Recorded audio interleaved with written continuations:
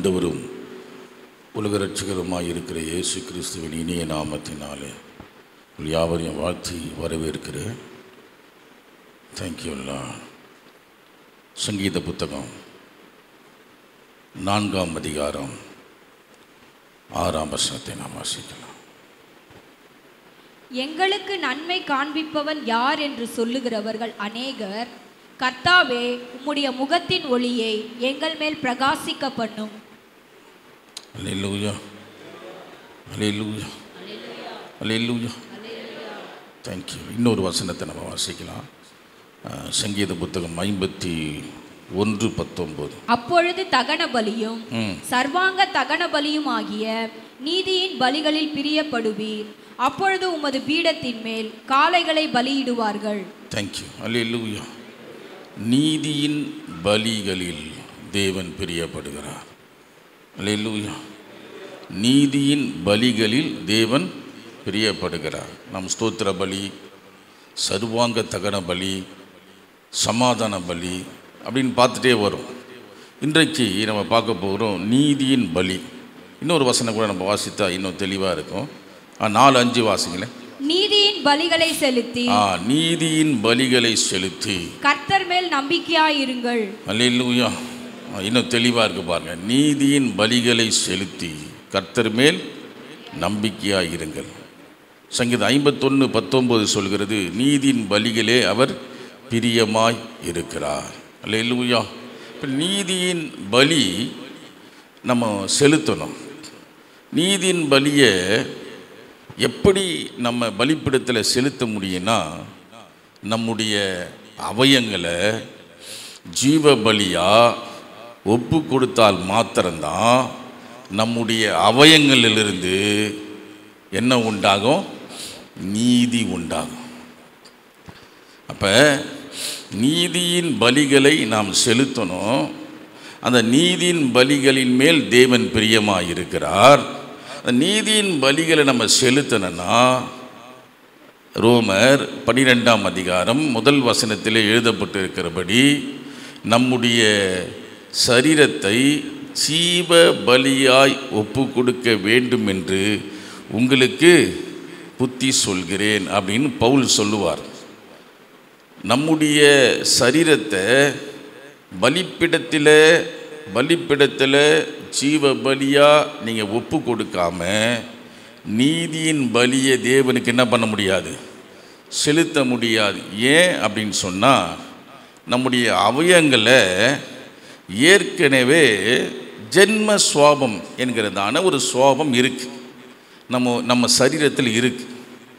இந்த ஜென்ம சுவாபம் நீதியை செய்யவே செய்யாது, அநீதியை மட்டும்தான் செய்யும். மாம்சம் எப்பவுமே நீதியை செய்யாது, அநீதியை தான் செய்யும். அதுதான் பைபிள் எழுதப்பட்டிருக்கு. கலாத்தியர் புத்தகம் 5ஆம் அதிகாரம் வாசிக்க வேண்டாம், நான் சொல்லிட்டு போயிட்டே இருக்கிறேன். 5ஆம் அதிகாரம் 19 - 21 வரை வாசித்தீங்கன்னா மாம்சத்தின் கிரியைகள் அப்படின்னு எழுதப்பட்டிருக்கு. அப்போது மாம்சத்தின் கிரியைகள் அப்படின்னு ஒரு 17 விதமான பாவங்கள் அங்கே இருக்குது. இது எங்கே இருக்குன்னா மாம்சத்திலிருந்து என்ன பண்ணுது? வெளிப்படுது. அதனால தான் சொன்னேன், மாம்சத்தில் நம்ம என்ன செய்ய முடியாது? நீதியின் பலிகளை செலுத்த முடியாது. இந்த மாம்சத்தை தேவனுடைய பலிப்பிடத்தில் ஒப்புவித்தால் மாத்திரம்தான் நீதியின் பலிகளை செலுத்த முடியும். ஏன் நான் அப்படி சொல்கிறேன்னா, பலிப்பிடத்தில் நம்மை வைத்து விட்டால் பலியாக இருக்கிற நம்ம தேவ ஆவியானவர் எடுத்துக்கொள்வார் அல்லது பொறுப்பேற்றுக் கொள்வார். இப்போ நாம் பலியை செலுத்துகிறோம் அப்படின்னா, அந்த பலி செலுத்தின பிறகு அந்த பலி தேவனுக்கு சொந்தம். இதை தான் பைபிள் எழுதப்பட்டிருக்கிறது. 1 கொரிந்தியர் 6ஆம் அதிகாரம் 19ஆம் வசனத்திலே, நீங்கள் உங்களுடையவர்கள் அல்ல, ரட்சிக்கப்பட்ட பிறகு நம்முடைய ஆவி, ஆத்மா, சரீரம் அனைத்தும் தேவனுக்கு சொந்தம். இது அடுத்த வசனத்தில் நீங்கள் அப்படியே 6:20 வாசித்தீங்கன்னா அங்கே எழுதப்பட்டிருக்கும், உங்கள் இயேசு கிறிஸ்துவின் இரத்தத்தால் விலைக்கிரியம் கொடுத்து மீட்கப்பட்டிருக்கிறே. இப்போ ரட்சிப்பு எப்படி நமக்கு வந்திருக்குன்னா, இயேசு கிறிஸ்துவின் இரத்தத்தை நமக்கு விலையாக கொடுத்திருக்கிறார். இப்போ விலை கொடுத்து என்னையும் உங்களையும் வாங்கியிருக்கிறார். அல்லேலூயா, அல்லேலூயா. ஒரு பொருளை அடகு வச்சுட்டோம் அல்லது ஏதோ ஒரு இடத்துல பேங்க்கில் வச்சுட்டோம் அப்படின்னா அதற்கேற்ற பணத்தை கொடுத்தா தான் திருப்பி அவர்கள் என்ன பண்ணுவாங்க, நம்மக்கிட்ட கொடுப்பாங்க. நாம் ரட்சிக்கப்பட்டதுக்கு முன்னே நம் அனைவரும் சாபங்களில் பாவங்களில் பிசாசின் அடிமைத்தனத்தில் இருந்தோம். இப்போ ஆண்டவராக இயேசு கிறிஸ்து என்ன பண்ணார்னா, தன்னுடைய இரத்தத்தை சிந்தி விலை கொடுத்து அவங்கிட்ட இருந்து நம்ம மீட்டு இருக்கிறார். இதுதான் கொலேசியர் 1:13 எழுதப்பட்டிருக்கும்.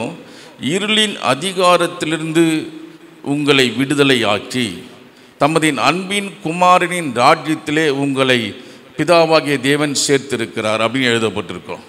அல்லேலூயா. இருளின் அதிகாரத்தில் நம்ம இருந்தோம். அந்தகாரத்தின் வல்லமையினாலே நம்ம அடிமைப்பட்டு இருந்தோம். இந்த அந்தகாரத்தின் வல்லமையில் அடிமைப்பட்டு இருந்த நம்ம இயேசு கிறிஸ்துவுடைய ரத்தம் தான் விலை கொடுத்து நம்ம என்ன பண்ணியிருக்கிறாரு, ஆண்டவர் வாங்கியிருக்கிறார். அப்போது விலை கொடுத்து வாங்கிய நாம் யாருக்கு சொந்தம் பைபிள் சொல்லுது. நீங்கள் ஏற்றுக்கொள்கிறீங்களே இல்லையோ, ஆனால் பைபிள் என்ன சொல்லுதுன்னா, நாம் அனைவரும் தேவனுக்கு சொந்தம். அல்லேலூயா, அல்லேலூயா. இப்போ தேவனுக்கு சொந்தமாக இருக்கிற நாம் பலிப்பிடத்திலே நம்முடைய ஆவி ஆத்மா சரீரத்தை சமர்ப்பிக்கும் போது, பலியாய் ஒப்பு கொடுக்கும்போது மாத்திரம்தான் ஆவியானவர் அதை ஏற்றுக்கொள்வார். அல்லேலூயா. நம்ம ஒப்பு கொடுக்குறோன்னு சொல்கிறோம், ஆனால் சில நேரங்களில் முரட்டாட்டம் பண்ணுறோம். சில நேரங்களில் நம்ம என்ன பண்ணுறோம், பிடிவாதம் பண்ணுறோம்.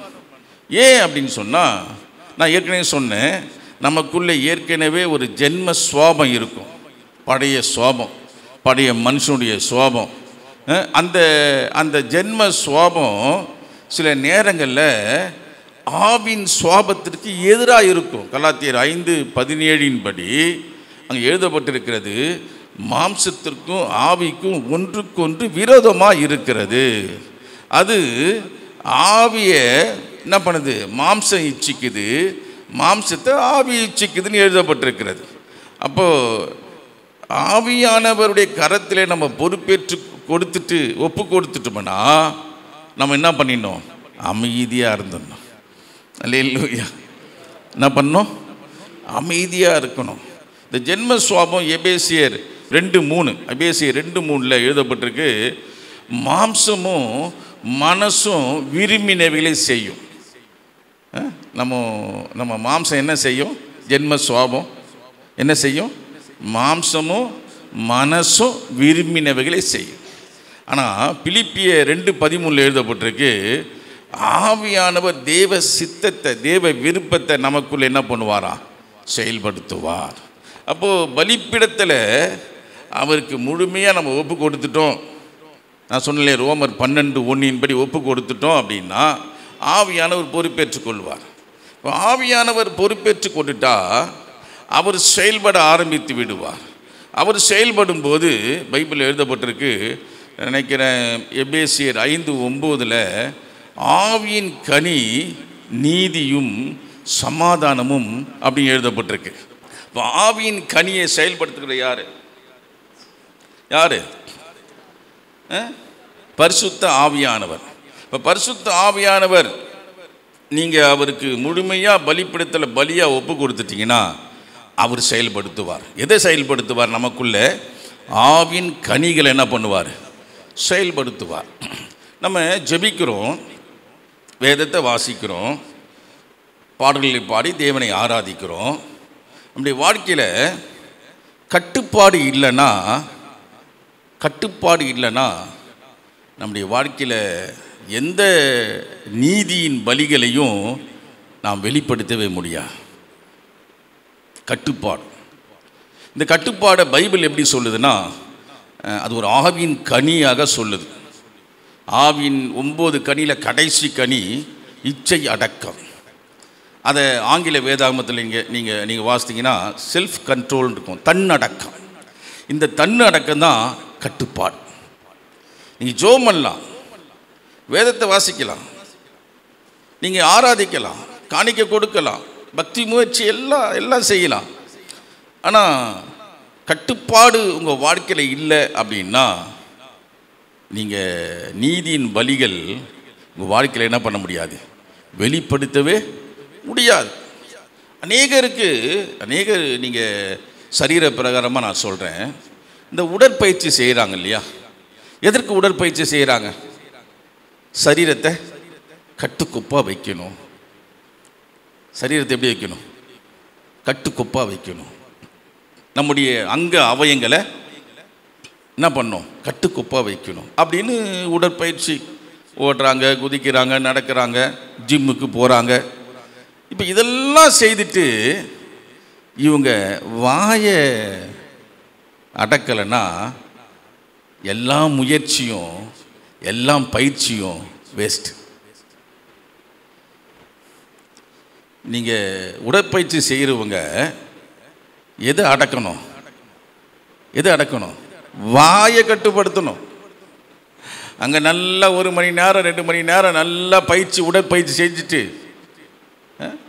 வீட்டை கண்டதையும் வந்து சாப்பிட்டா என்ன ஆவ? ஒரு பழமொழி இருக்கு, கண்டதை தின்பவன் குண்டன் ஆவான். அல்லேலூயா. அப்போ கண்டதை நீ சாப்பிட்டா உடற்பயிற்சி எடுத்தாலும் என்ன ஆகாது? ஆமாம், கட்டுப்பாடு வாயில இல்லைன்னா கண்டதை சாப்பிட்றது, பொரிச்சதே சாப்பிட்றது, குழம்புலாம் வேணாம், எண்ணெயில் போட்டு பொரி, ஆமாம், பொரிச்சதே சாப்பிட்றது, அதுவும் கொழுப்பானதே சாப்பிட்றது. அப்போது இப்படி கண்டதை வாயை அடக்காமல் நானும் உடற்பயிற்சி செய்கிறேன், நானும் ஜெபிக்கிறேன், நானும் ஆராதிக்கிறேன், இது ஆவிக்குரிய உடற்பயிற்சி. எப்படி சரீர பிரகாரமான உடற்பயிற்சி என்பது போல ஆவிக்குரிய ஒரு பயிற்சி இருக்குது. அதுதான் ஆவிக்குரிய பயிற்சி தான் ஜெபம், வேத வாசிப்பு, தேவனை தொழுது கொள்கிற நேரங்கள், அந்நிய பாஷையில் வசனத்தை வாசிக்கிறது, வசனத்தை கேட்குறது, இதெல்லாம் நல்லது தான். ஆனால் எதை கட்டுப்பாடோடு இருக்கணும்? சரீரத்தை நம்ம கட்டுப்படுத்தணும். அல்லேலூயா, அல்லேலூயா, அல்லேலூயா, அல்லேலூயா. நாவை கட்டுப்படுத்தணும். சரீர பிரகாரமாய் பயிற்சி பண்ணுறவங்க வாயை கட்டுப்படுத்தணும். ஆவிக்குரிய பயிற்சி எடுக்கிறவங்க எதை கட்டுப்படுத்தணும்? நாவை கட்டுப்படுத்தணும். ஆமாம், எல்லாம் பயிற்சி எடுத்துட்டு உங்கள் அங்க அவயங்களை நீங்கள் கட்டுப்படுத்தலைன்னா நீதியின் பலிகளை நீங்கள் செலுத்தவே முடியாது, கர்த்தரை பிரியப்படுத்தவே முடியாது. அல்லேலூயா, அல்லேலூயா. நீங்கள் நீதிமொழிகள் புஸ்தகத்தில் 2 வசனத்தை நான் சொல்லிட்டு வேகமாக போயிட்டுருக்கிறேன். நீங்கள் குறித்து கொள்ளுங்க. நீதிமொழிகள் 16:32, நீதிமொழிகள் 25:28 இருக்குது. ஆவியை அடக்காதவன் மதில் இடிந்த பட்டணம் போல் இருக்கிறான் அப்படின்னு நீதிமொழிகள் 25:28 சொல்லுது. நீதிமொழிகள் 16:32 சொல்லுது, பலவானை பார்க்கிலும் சாந்தமுள்ளவன் அமைதல் உள்ளவன் உத்தமன், பட்டணத்தை பிடிக்கிறவனை பார்க்கிலும் மனதை அடக்கிறவன் உத்தமன். அல்லேலூயா. பட்டணத்தை பிடிக்கிறவனை பார்க்கலும் யார் உத்தமன் சொல்லுது? மனதை அடக்கிறவன். மனசு தான் அங்கே ஜெபிக்கிறோம், ஆராதிக்கிறோம், ஞாயிற்றுக்கிழமை தேவனை தேடுறோம், இதெல்லாம் நல்லது, பயிற்சி செய்து நல்லது. ஆனால் எதை அடக்கணும்? மனசை அடக்கணும். மனசை பறக்க விட்டுட்டு நானும் பைபிள் எடுத்துட்டு ஜெபிக்கிறேன்னு சொல்கிறது, வேதத்தை வாசிக்கிறேன்றது, துதிக்கிறேன்னு சொல்கிறது, அதெல்லாம் வீணாய் போய்விடும். அல்லேலூயா. மனதை அடக்கிறவன். பட்டணத்தை பிடிக்கிறது பெரிய விஷயம் இல்லை. எதை அடக்கணும்? மனதை அடக்கணும், நாவை அடக்கணும். இங்கே நாவை அடக்கலைன்னா நீதியின் பலிகளை நான் பிறகு சொல்கிறேன் ஏன் நாவை அடக்கணும் அப்படின்னா. நாவின் மூலியமாக தான் ஒரு மனுஷன் நீதிமானா அநீதிமானா என்பதை தெரிந்து கொள்ளலாம். அல்லேலூயா. நீங்கள் வாசிங்களேன், தேங்க்யூ. மத்தேயு 12ஆம் அதிகாரம் சிஸ்டர் 36, 37 வாசிங்க. 12, 36, 37.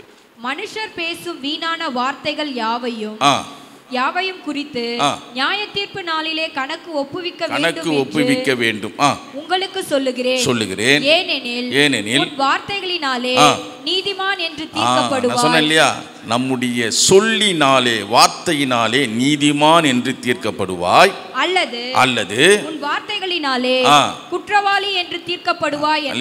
வார்த்தைகளினாலே நீதிமானா அல்லது அநீதிமானா என்பதை அறிந்து கொள்ள முடியும்னு வேதம் சொல்லுது. நீதியின் பலிகளை நீதிமான் தான் செலுத்த முடியும்.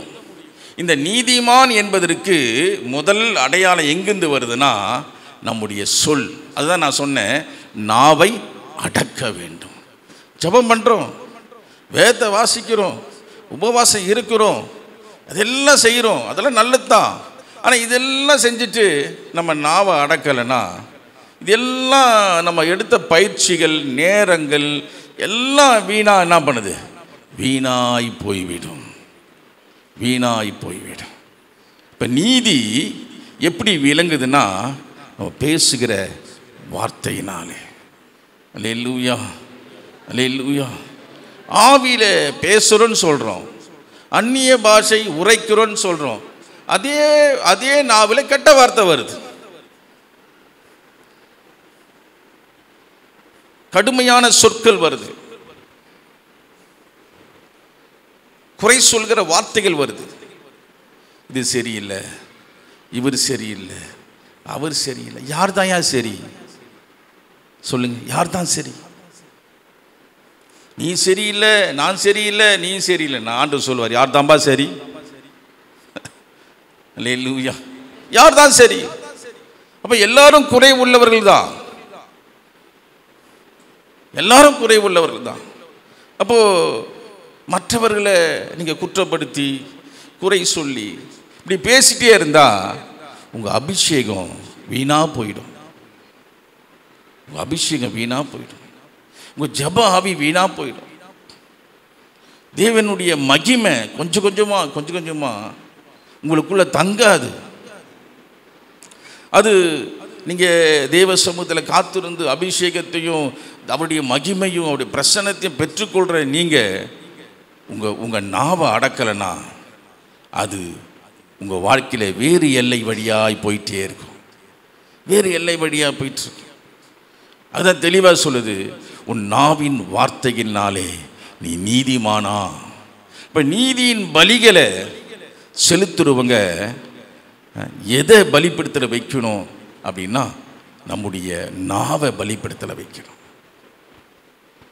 நம்முடைய நாவை பலிப்படுத்தல வைக்காம நீ நீதியின் பலியை செலுத்துற, நான் தேவனுக்கு பிரியமாக வாழறேன்னா உங்களே நீங்கள் ஏமாற்றிக்கொள்றீங்க. அப்போ நாவை குறித்து எச்சரிக்கை. இன்னொரு வசனம் இருக்கிறது, யாக்கோப்பு. நிறைய வசனம் இருக்கிறது, இப்போ ஒரு வசனத்தை சொல்கிறேன். யாக்கோப்பு 3:6 வாசிங்க. நாவும் நெருப்புதான், அது அநீதி நிறைந்த உலகம். நம்முடைய அவயங்களில் நாவானது முழு சரீரத்தையும் கரைப்படுத்தி. அல்லேலூயா. நாவு என்ன உலகம்? அநீதி நிறைந்த உலகம். நீதிக்கு ஆப்போசிட் என்னதுங்க? அநீதி. அப்போ நாவு சரியா இருந்தா நீதி செலுத்தும். நாவு சரியில்லை அப்படின்னா அது அநீதியை வெளிப்படுத்தும். அது மாத்திரம் இல்லை, அது நெருப்பு. நாவு சரியில்லை அப்படின்னா நம்முடைய அவயங்கள் அனைத்தையும் அது வீணாக்கிடும். இன்னொரு கீழே சொல்லுது, அது விஷம்.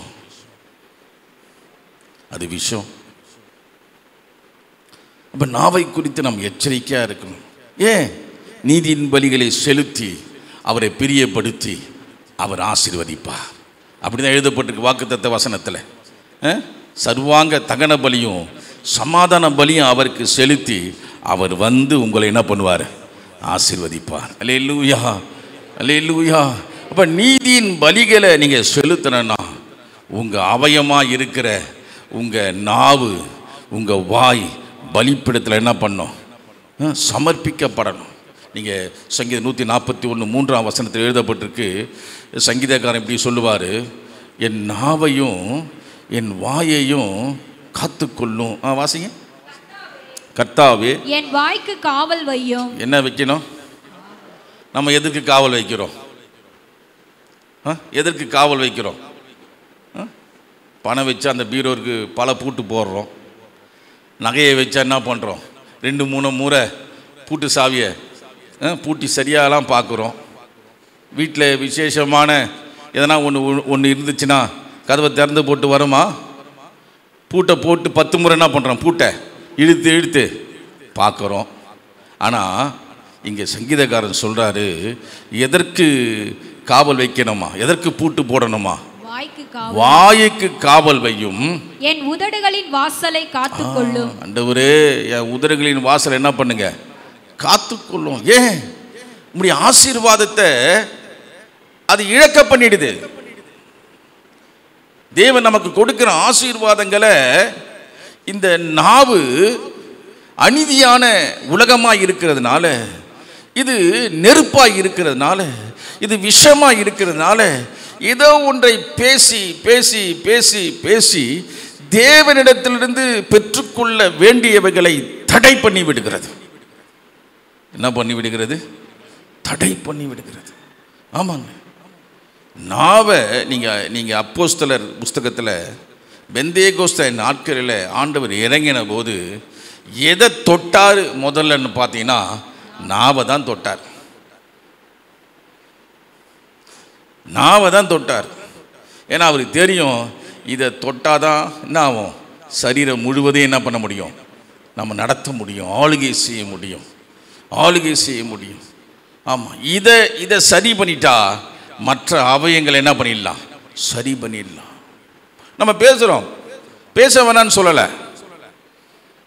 ஆண்டவர் உங்களை பேச வேணான்னு சொல்லலை, ஊமையாயிருன்னு சொல்லலை, பேசுங்க. ஆனால் நீங்கள் பேசுறது பக்தி விருத்தியை உண்டாக்குதா? யோசித்து பாருங்க. பக்தி விருத்தி உண்டாக்குதா? அல்லது நீங்கள் பேசுறதுனால மற்றவர்கள் விசுவாசத்தில் வளர்ச்சி உண்டாகுதா? இன்றைக்கு நம்ம என்ன செய்கிறோம் அப்படின்னா, தெரியாமல் தான் செய்கிறோம். நம்ம ஒருவரை குற்றப்படுத்தி அவரை கீழே தள்ள நினைக்கிறோமே தவிர தட்டி கொடுத்து தூக்கி நிறுத்த நம்ம மறக்கிறோம். நீங்கள் குற்றப்படுத்தி கீழே தள்ளுறதுனால உங்களுக்கும் லாபம் இல்லை, கீழே விழுந்தவனுக்கும் லாபம் இல்லை. தேவன் இதனால் உங்கள் மூலியமாக மகிமைப்பட போகிறதில்லை, கீழே விழுந்தவனாலும் மகிமைப்பட போகிறதில்லை. எபேசியரில் 20:19 சொல்லுது, ரத்தம் சிந்தி சம்பாதித்த சபை. என்ன சபை? ரத்தம் சிந்தி சம்பாதித்த சபையை பரிசுத்த ஆவியானவர் கண்காணியாய் வைத்திருக்கிற மூப்பர்களுக்கு சொல்றார். இப்ப சபையை என் ஆண்டவராகிய இயேசு கிறிஸ்து ரத்தம் சிந்தி சம்பாதித்திருக்கிறார். இப்போ ஒரு ஆத்துமாவை எப்படி சம்பாதித்திருக்கிறார்? ரத்தம் சிந்தி சம்பாதித்திருக்கிறார். அப்போ அந்த ஆத்துமா உங்கள் நாவினாலே குற்றப்படுத்தும் போது அது பின்வாங்கி போகிறது அல்லது சோர்ந்து போகிறதுனா, அந்த இரத்தப்படி யார் குற்றப்படுத்துறீங்களோ அவங்க தலை மேலே வரும். சும்மா விட மாட்டார் ஆண்டவர்.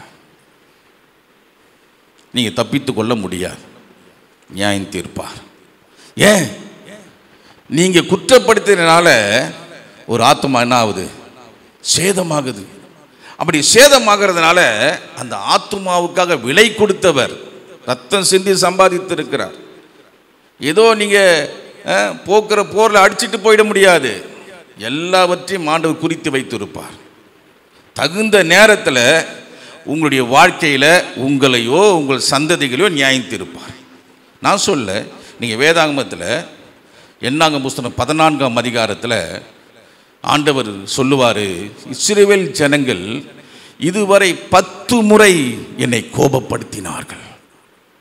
அப்போ ஒவ்வொரு முறையும் இந்த ஜனங்க தங்கள் வாயினால் முறுமுறுக்கிறது, குறை சொல்கிறது, ஊழியக்காரனாக இருக்க மோசேவை குற்றப்படுத்துறது, இப்படி சொல்லிக்கொண்டே இருந்த அந்த காரியத்தை ஆண்டவர் கணக்கு வச்சிருக்கிறார் பாருங்களேன், கணக்கு வச்சிருக்கிறார் பாருங்களேன். சொல்றார் மோசே கிட்ட 10 முறை. இப்ப விட்டுறேன், ஏன்னா நீ கண்ணீர் வடிக்கிற. இப்ப விட்டுறேன், என் பாதத்தை பிடிச்சு நீ கண்ணீர் வடிச்சு அழுற. ஆனா நான் விசாரிக்கும் நாளில் அதை விசாரிப்பேன். அல்லேலூயா, அல்லேலூயா. இதோ நம்ம கிறிஸ்துவ ஜீவியம் என்பதை நம்ம லேசாக நினைக்கிறோம். ஏற்கனவே வழிபட்டு வந்த அந்த வழிபாடுகளை போல இருக்கும்னு நினைக்கிறோம். ஆனால் இந்த வேதாகமத்தில் எழுதப்பட்டிருக்கிற வார்த்தையின் உறுப்பு வானமும் பூமியும் ஒழிந்தாலும் இந்த வார்த்தைகள் ஒழியவே ஒழியாது. அல்லேலூயா, அல்லேலூயா. நீங்கள் எந்த அளவுக்கு நீங்கள் அப்படி செயல்படுறீங்களோ அது உங்கள் வாழ்க்கையில் இருக்கிறதும் போயிடும். அதான் பிரச்சனை. ஆசீர்வாதம் வரத்து இருக்கட்டும், கொடுத்த ஆசீர்வாதத்தை என்ன பண்ண நீங்கள் இழக்க வேண்டியது இருக்கும். தேவனுடைய கோபம் ஒரு மனுஷன் மேலே வந்துட்டா அவனால் ஒன்றுமே செய்ய முடியாது. எடுத்த எல்லாமும் வீணாய் போய்விடும். குடும்பத்திலே பிரச்சனை, கணவன் மனைக்குள்ளே பிரச்சனை, சமாதானம் எடுக்கப்பட்டு போயிடும், சந்தோஷம் எடுக்கப்பட்டு போயிடும், நம்முடைய பொருளாதார நன்மைகள் எல்லாம் பிடுங்கப்பட்டு போயிடும். சத்துரு அதை பிடுங்கி போடுவான். நான் சொல்ல வேதத்தில் இருக்கிறதே உங்களுக்கு சொல்லி கொண்டிருக்கேன். நீங்கள் எல்லாம் வேதத்தை வாசிக்கிறவங்க தான். இஸ்ரவேல் ஜனங்க எப்போது தேவனை மறந்து போனார்களோ அப்போதெல்லாம் சத்துரு உள்ளே நுழைந்து இஸ்ரவேல் ஜனங்கள் சம்பாதித்த சம்பாத்தியங்கள், செல்வங்கள், தானியங்கள் எல்லாம் சூறையாடப்பட்டது. ஏண்டா பாதுகாக்கல? தேவன் சர்வ வல்லவராயிற்று. அவர்தானே இந்த ஜனங்களை மீட்டு கொண்டு வந்தார். அவர்தானே இந்த ஜனங்களை எகிப்திலிருந்து வெளியே கொண்டு வந்தார். அற்புதங்களை செய்தார், இயற்கைக்கு மேலான அற்புதங்களை செய்தார். ஏன் கைவிட்டு விட்டாரா அப்படின்னா அவர் ஒன்றும் கைவிடலை, அவர் கூட தான் இருக்கிறார். ஆனால் அவர் கிரியை செய்யக்கூடாதபடி நாம் தான் அவருடைய கரங்களை கட்டி போட்டு விட்டோம். எப்படி எப்படி அப்படின்னா ஜனங்க முறுமுறுக்கிறதா, குறை சொல்றதா. எங்களை கொண்டு வந்து வனாந்தரத்தில் சாகடிக்கவா கொண்டு வந்தீங்க? தண்ணி இல்லை. இந்த மோசை எங்கே போனார் தெரியல, அந்த ஆள் எங்கே போனார், இன்னும் ஆளை காணோம். எங்கள் பிள்ளைங்க சாக கிடக்குது, எங்கள் மிருகங்கள் சாக கிடக்குது.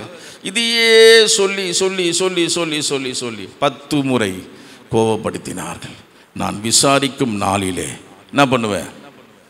விசாரிப்பேன். மன்னிச்சிடுவார். அவர் இரக்கமுள்ளவர். நான் மன்னிப்பு கேட்கும்போது, கண்ணீர் வடிக்கும்போது நிச்சயமாக மன்னிப்பார். அதில் மாற்று கருத்தே இல்லை. ஏன்னா பைபிள் அப்படி தான் இருக்கு. மன்னிச்சிடுவார். ஆனால் நீ உணர்வடைன இல்லையா, திரும்ப அதை தவற செய்யக்கூடாது இல்லையா, அதற்காக சில சிக்ஷைகளின் வழியே உன்னை கொண்டு போய் உன்னை உணர்த்துவார். அல்லேலூயா, அல்லேலூயா. நம்முடைய ஆசீர்வாதங்கள் ஆசீர்வதிக்கிறது வாக்குத்தத்த வசனமாக இருக்குது. ஆனால் இப்போ என்ன பிரச்சனைனா இருக்கிற ஆசீர்வாதமும் போயிடும். அதற்கு நம்ம என்ன செய்யணும்னா நம்முடைய நாவை என்ன பண்ணணும்? அடக்கணும். இவ்வளோ பிரயாசப்படுறோம். தேவ சமூகத்தில் பக்தி முயற்சிகளை செயல்பட்டுட்டே இருக்கிறோம், காணிக்கையை செலுத்துகிறோம், ஜெபம், வேத வாசிப்பு, ஊழியத்துக்கு எல்லாம் செய்கிறோம். ஏண்டா ஆசீர்வதிக்கப்பட முடியல? நான் வந்து உங்களை ஆசீர்வதிப்பேன்னு சொன்னாரு. நான் பலிப்பிடத்தில் சர்வாங்க தகன பலி செலுத்துறேன், சமாதான பலி செலுத்துறேன், ஆனால் வாக்குத்தத்தை வாழ்க்கையில் நிறைவேற மாட்டேது. அப்ப நீங்க நினைக்கணும், நிறைவேற்றுகிறவர் மாறுகிறவர் அல்ல, நாம் தான் அடிக்கடி மாறி போய் விடுகிறோம். அவர் மாறுகிறவர் அல்ல, அவர் மாறப்போகிறவரும் அல்ல. அவர் இருந்தவர், இருக்கிறவர், வரப்போகிறவர். அல்லேலூயா. அவர் இருந்தவர், இருக்கிறவர், வரப்போகிற. அவர் மாறுகிற தேவன் அல்ல. நம்ம காலங்கள் மாறிடலாம், நம்ம சந்ததி போய் இன்னொரு சந்ததி வந்துடலாம், ஆனால் அவர் மாறுகிறவர் அல்ல. அல்லேலூயா. நான் வந்து உங்களை ஆசீர்வதிப்பேன் என்று சொன்னவர் அவர் ஆசீர்வதிக்கிறவர் தான். ஆனால் நம்ம தான் என்ன பண்ணுறோன்னா நீதியின் பலிகளை செலுத்தாமல் அநீதியை வெளிப்படுத்தி ஆசீர்வாதங்கள் நம்ம இழந்துடுறோம். நல்லா யோசித்து பாருங்கள். ஏன் என் வாழ்க்கையில் இந்த காரியம் நடைபெற மாட்டுது? ஏன் இந்த தேவையில் சந்திக்கலை? ஏன் இந்த குறைவில் நிறைவாகலை? ஏன் இந்த காரியங்கள்லாம் அப்படியே தடையாக இருக்குது? நான் எதிர்பார்க்கிறேன், நான் விரும்புகிறேன். நீதிமான் விரும்புகிறது, நீதிமொழிகள் 10:24 படி விரும்புகிறது அவனுக்கு கொடுக்கப்படும் சொல்லப்பட்டிருக்கு. நான் விரும்புகிறேனே, நான் விரும்புகிறது நியாயமானது தானே என்று நம்ம பல நேரங்களில் யோசிக்கிறோம். அல்லேலூயா.